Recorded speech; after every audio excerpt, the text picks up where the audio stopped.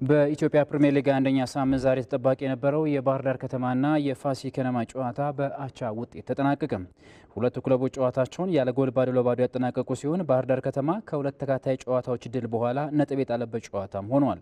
ፋሲል ከነማ በበኩሉ በባለፉት 3 ጨዋታዎች ማሸነፍ የተሳነው ሲሆን በሁለቱ ተሸንፎ ዛሬ ደግሞ በአቻ ውጤት ነው መርሃ ግብሩን ማጠናቀቅ የቻለው።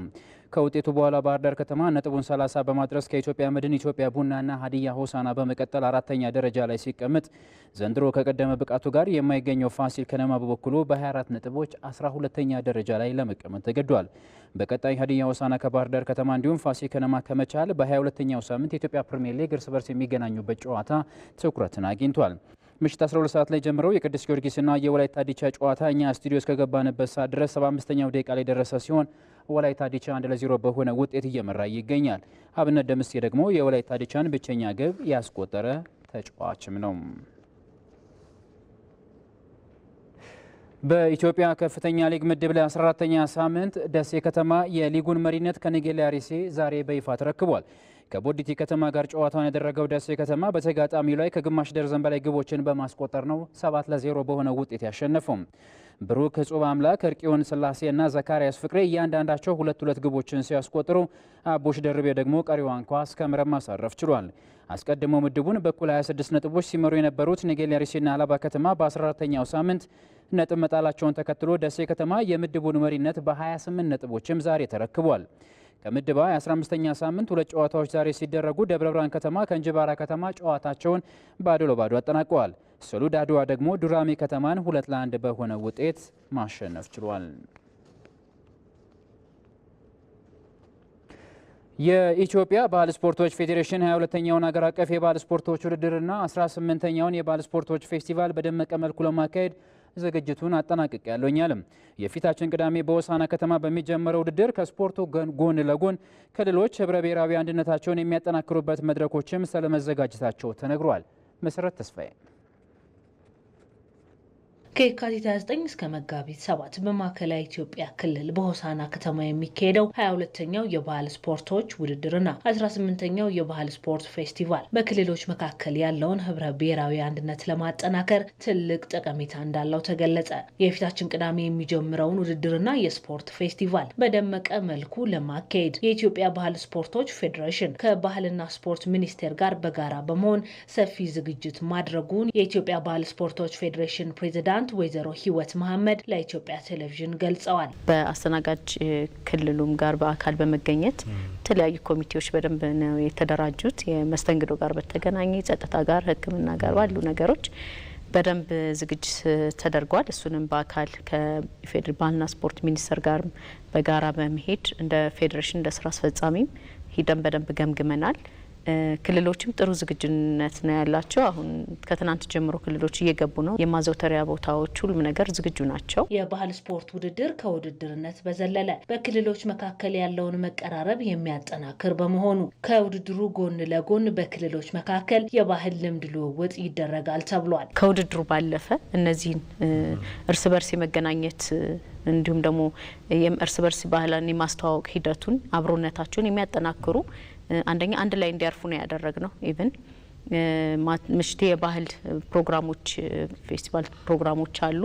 እንዲሁም ባለፈ ከውድድሩ ጎን ለጎን እንዳልኩት የፌስቲቫል ውድድሮችም ስላሉ ሰፊ በደንብ ንቅናቄ ተደርጎ እንዲሁም ደግሞ ከክልል አመራሮች ጋር በደንብ ሰፊ ውይይቶች ተደርገው እንደ ባህልና ስፖርት ሚኒስቴርም አብሮን ነው በጋራ እያግዞን በጋራ በትብብር እየሰራን ያለነውና ሰፊ ዝግጅቶች ተደርገዋል። የፌዴሬሽኑ ፕሬዚዳንት ባለፉት ዓመታት በውድድሩ ላይ ይታዩ የነበሩ የዳኝነት ችግሮችን ዘንድሮ ለመቅረፍ በዳኞች የሙያ ማሻሻያ ስልጠና ላይ በትኩረት መሰራቱን ነግረውናል። የዳኞች ሙያ ማሻሻያ ስልጠና ሰጥተናል።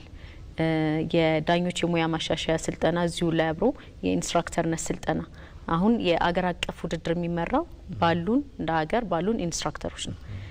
በቂ ዳኞች የዳኛ እጥረትም እንዳይኖር በቂ ዳኞች ለ11 ስፖርት አይነት ኦልሞስት ወደ 30 ዳኞች መድበናል። የኢትዮጵያ ባህል ስፖርቶች ፌዴሬሽን የክልሎችን የባህል ስፖርት ተሳትፎ ለማሳደግም በዘንድሮ ውድድር ላይ አዲስ የባህል ስፖርት ለማስተዋወቅ ዝግጅቱን ማጠናቀቁ ተነግሯል። አንድ የአፋር ኮኢሶ ባህላዊ ጨዋታን ወደ ውድድር ለማስገባት ጥናት ተደርጓል። ሰፊ ጊዜ ወስዶ የተሰራ ጥናት ነው። እሱም በዚህ አመት የማስተዋወቅ ስራ የዲሞንስትሬሽን ስራዎችን በደንብ ይሰራል ማለት ነው። ከዛ በኋላ በደንብ ኮሜንት ተሰጥቶ ያለው ግብአት ደግሞ ተወስዶ በደንብ ታይቶ ወደ ውድድር የሚገባበትን የውድድር ደንብና ህግ ወጥቶለት በቀጣይ ውድድር የሚሆንበትን መልኩ 12ኛ ውድድር የሚሆንበትን መልኩ እናመቻቻለን ማለት ነው። 22ኛው የባህል ስፖርት ውድድርና 18ኛው የባህል ስፖርቶች ፌስቲቫል በ11 የስፖርት አይነቶች ሲካሄድ 1386 ስፖርተኞች ይሳተፉበታል። የኢትዮጵያ አትሌቲክስ ፌዴሬሽን በቻይና ናንጂንግ ለሚካሄደው የዓለም የቤት ውስጥ የአትሌቲክስ ሻምፒዮና ሀገሪቷን የሚወክሉ አትሌቶችን ዛሬ ይፋ አድርጓል። ኢትዮጵያ በመድረኩ በ5 ርቀቶች የምትሳተፍ ሲሆን በ800 ሜትር ሴቶች እንዲሁም በ1500ና በ3000 ሜትር በሁለቱም ጾታ ነው የምትካፈለው። በ800 ሜትር ሴቶች አትሌት ጽጌ ዱጉማ፣ ንግስት ጌታቸውና ሀብታም አለሙ ሲካፈሉ በ1500 ሜትር ሴቶች ደግሞ ጉዳፍ ጸጋይ፣ ደርቤ ወልተጂና ወርቅነሽ መሰለ እንደሚካፈሉም ታውቋል። በተመሳሳይ ርቀት በወንዶቹ ዘርፍ 2 ኢትዮጵያውያን አትሌቶች የተመረጡ ሲሆን ሳሙኤል ተፈራና መለስ ንብረት ናቸው ተካፋይ የሚሆኑት። በሴቶች 3000 ሜትር አትሌት ፍረወይኒ ኃይሉን ጨምሮ ብርቄ ኃይሉምና ጽጌ ገብረ ሰላማ ሲመረጡ በወንዶቹ ጌትነት ዋለ፣ ቢኒያም መሀሪና በሪው አረጋዊ ናቸው ይካፈላሉ ተብሎ የሚጠበቀው። አሰልጣኝ ህሎፊ ደጎና ዩሮፍ ብርሃኑ ደግሞ ልኡኩን በቻይና በአሰልጣኝነት እንደሚመሩ የኢትዮጵያ አትሌቲክስ ፌዴሬሽን ይፋ አድርጓል። እንደ ኢትዮጵያ አትሌቲክስ ፌዴሬሽን መረጃ ከምርጫው ጋር በተያያዘ ቅሬታ ያለው አካል ካለ እስከ ነገ ከቀኑ 6:30 ድረስ በፌዴሬሽኑ ጽህፈት ቤት በመቅረብ ቅሬታውን ማቅረብ እንደሚችልም አሳውቋል። ከውጭ በፕሪሚየር ሊጉ የመውረድ ስጋት የተደቀነበት ማንቸስተር ዩናይትድ ዛሬ ምሽት ከሪያል ሶሲዳድ ጋር የዩሮፓ ሊግ የመጀመሪያ ዙር የጥሎ ማለፍ ጨዋታውን የሚያከናውን ይሆናል። ቶተናም ከዜድ አልከማር እንዲሁም ላዚዮ ከቪክቶሪያን ፕሌዘን በጥሎ ማለፉ ዛሬ የሚያደርጉት መርሃ ግብርም ይጠበቃል። አዲስ የሸዋስ የዩሮፓ ሊግ የመጀመሪያ ዙር የጥሎ ማለፍ ጨዋታ ዛሬ ይከናወናል። በአዲሱ የዩሮፓ ሊግ ውድድር ቅርጽ ያልተሸነፈው ማንቸስተር ዩናይትድ ወደ ስፔን ተጉዞ ከሪያል ሶሲዳድ ይጫወታል። በአውሮፓ መድረክ ለ6 ጊዜያት የተገናኙት ሁለቱ ክለቦች ማንቸስተር ዩናይትድ የተሻለ የማሸነፍ ታሪክ አለው። የፕሪምየር ሊጉ ክለብ ከገባበት የውጤት ቀውስ እንዲወጣ ኦልትራፎርድ የደረሰው ሩበን አሞሪም በተጠበቀው ልክ ውጤታማ ማድረግ አልቻለም። ክለቡ በዘንድሮው ዩሮፓ ሊግ ሽንፈትን ባያስተናግድም በፕሪሚየር ሊጉ እያስመዘገበ የሚገኘው ውጤት የመውረድ ስጋት እንዲደቀንበት አድርጎታል። ከኤፍኤ ዋንጫም ቢሆን በጊዜ ተሰናብቷል። በሚቀጥለው ውድድር ዓመት የአውሮፓ መድረክ ብቸኛ መግቢያ መንገዱ ዩሮፓ ሊግ ቢሆንም ወቅታዊ ብቃቱ ግን ይህንን ለማድረግ ያስቸግረዋል ነው የተባለው። በምሽቱ ጨዋታ ሃሪ ማጉዌር እና ኡጋርቴን አገልግሎት የማያገኘው ማንቸስተር ዩናይትድ ሳን ሴባስቲያን አማድሪያ ያለው ኮቢ ሚኖ እና ሊሳንድሮ ማርቲኔዝም በሪያል ስቴዲየም በሚደረገው የጥሎ ማለፍ ጨዋታ የማይሰለፉ ሌሎች የዩናይትድ ቁልፍ ተጫዋቾች ናቸው። ጨዋታው ምሽት 2:45 ይጀምራል። በተመሳሳይ ቶተንሃም ሆትስፐር ከሜዳ ውጪ ወደ ኔዘርላንድስ ተጉዞ ከኤዜድ አልካማር ይጫወታል። በፕሪሚየር ሊጉ አስከፊ ዓመትን እያሳለፉ ከሚገኙ ክለቦች አንዱ የሆነው ያንጌ ፖስቴኮግሉ ቶተንሃም በኤሮፓ ሊግ 4ኛ ደረጃን በመያዝ ነው በቀጥታ ጥሎ ማለፉን የተቀላቀለው። በሊጉ የመቆየት ስጋት ያለባቸው ነጭ ለባሾቹ በቀጣይ ዓመት የአውሮፓ መድረክ ተሳትፎ በኤሮፓ ሊጉ የሚያስመዘግቡት ውጤት ላይ ይወሰናል። በተመሳሳይ 2:45 ላይ በአሰልጣኝ ሆዜ ሞሪኖ የሚመራው የተርኪው ክለብ ፌነርባቼ የስኮትላንዱን ሬንጀርስን በሜዳው ሲያስተናግድ፣ የሮማኒያው ክለብ ስቱዋ ቡካሬስት ከፈረንሳይ ሊዮን ጋር ጨዋታቸውን ያደርጋሉ። ምሽት 5 ሰዓት ላይ 4 ጨዋታ ሲከናወን የኤሮፓ ሊጉን የደረጃ ሰንጠረዥ በቀዳሚነት ያጠናቀቀው ላዚዮ ከቪክቶሪያ ፕላዝን ይጫወታል። አያክስ እና ኢንትራ ፍራንክፈርትም በዩዋን ክራፍት አሬና 5 ሰዓት ላይ ጨዋታቸውን ያደርጋሉ። የግሪኩ ኦሎምፒያኮስ ከቦዶ ግሊመንት፣ የጣሊያኑ ሮማ ከስፔኑ አትሌቲክ ቢልባኦ ምሽት 5 ሰዓት ላይ የሚደረጉ ሌሎች የጥሎ ማለፍ ጨዋታዎች ናቸው። ከዚሁ ከዩሮፓ ሊግ ዜና ጋር በተያያዘ አንድ የሬንጀርስ ደጋፊ ዛሬ ማለዳ በመኪና አደጋ ሕይወቱ ስለማለፉ ተሰምቷል። የቱርኩ ክለብ ፌነርባቼና ሬንጀርስ በዩሮፓ ሊግ የጥሎ ማለፍ መርሃ ግብር ዛሬ ምሽት ቱርክ ላይ የሚገናኛሉ። ይህን እውነት ለመታደም ከስኮትላንድ ወደ ቱርክ ያቀናው አንድ የሬንጀርስ ደጋፊ ዛሬ ማለዳ መንገድ ሲያቋርጥ አደጋ እንዳጋጠመውና ሕይወቱ እንዳለፈ ነው የቱርክ መገናኛ ብዙሃን እየዘገቡ የሚገኙት። የአውሮፓ ኮንፈረንስ ሊግ የጥሎ ማለፍ ጨዋታዎች ዛሬ ምሽት ሲደረጉ የእንግሊዙ ቼልሲ ከዴንማርኩ ኤፍሲ ኮፐንሃገን ጋር የሚያደርገው ጨዋታ ይጠበቃል።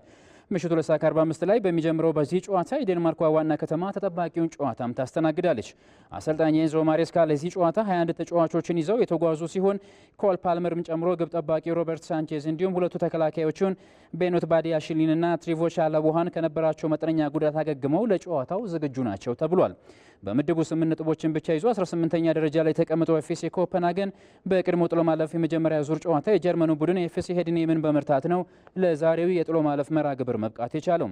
ቼልሲና ኤፍሲ ኮፐንሃገን ከዚህ ቀደም በአውሮፓ ሻምፒየንስ ሊግ 2 ጊዜ የተገናኙ ሲሆን ቼልሲ በአንዱ አሸንፎ በአንዱ ደግሞ አቻ መለያየት ችሏል። በሌሎች የመድረኩ ጨዋታዎች የኖርዌው ሞልድ በገዛ ሜዳው የፖላንዱን ሊጋ ዋርሶን ያስተናግዳል። የግሪኩ ፓናትናይኮስም እንዲሁም የጣሊያኑን ፊዮሬንቲናን የሚያስተናግድበት ጨዋታም ይጠበቃል። የስፔኑ ሪያል ቤቲስና የፖርቱጋሉ ቪክቶሪያ ዲ ጋምሬሽ ደግሞ ሌሎች በዩሮፓ ሊጉ የሚደረጉ ተጠባቂ ጨዋታዎች ናቸው። ክቡራን ተመልካቾቻችን ኢቲቪ 57 ለምሽት ያዘጋጀንላችሁ ስፖርታዊ ዜናዎቻችን በዚያ በቁ። በያላችሁበት መልካም ምሽት ይሁንላችሁ።